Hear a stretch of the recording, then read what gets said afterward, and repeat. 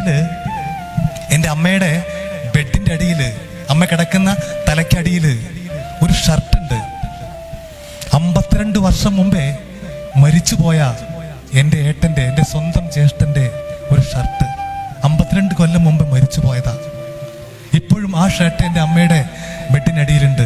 ഈ വിഷു ഒക്കെ വരുമ്പോൾ, ഞങ്ങൾ വിഷു ആഘോഷിക്കുന്നവർക്ക് വിഷു വരുമ്പോൾ വിഷു കണി കാണുക എന്ന് പറയും. ആ കണി കാണാൻ രാവിലെ 3:30 മണിക്ക് ഞങ്ങൾ എണീറ്റ് കണി കണ്ട് ആദ്യം അമ്മ ഞങ്ങൾക്ക് വിഷു കൈനീട്ടം തരും. എല്ലാവരും അമ്മയുടെ മുന്നിൽ പോയിട്ട് ഇപ്പോഴും 80ാമത്തെ വയസ്സിലും ഒരു പൈസ അമ്മ കയ്യിൽ തരും. നമ്മുടെ കാലിൽ തൊട്ട് വന്നിച്ച് ആ വിഷു കൈനീട്ടം വാങ്ങണം.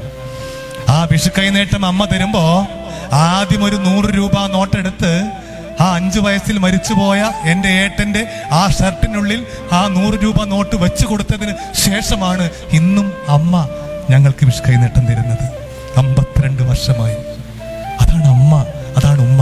നമ്മളെക്കുറിച്ച് അവർക്കുള്ള പ്രതീക്ഷ അത്ര അത്ര അത്ര വലുതാണ്. അവർക്ക് സഹിക്കാൻ പറ്റില്ല.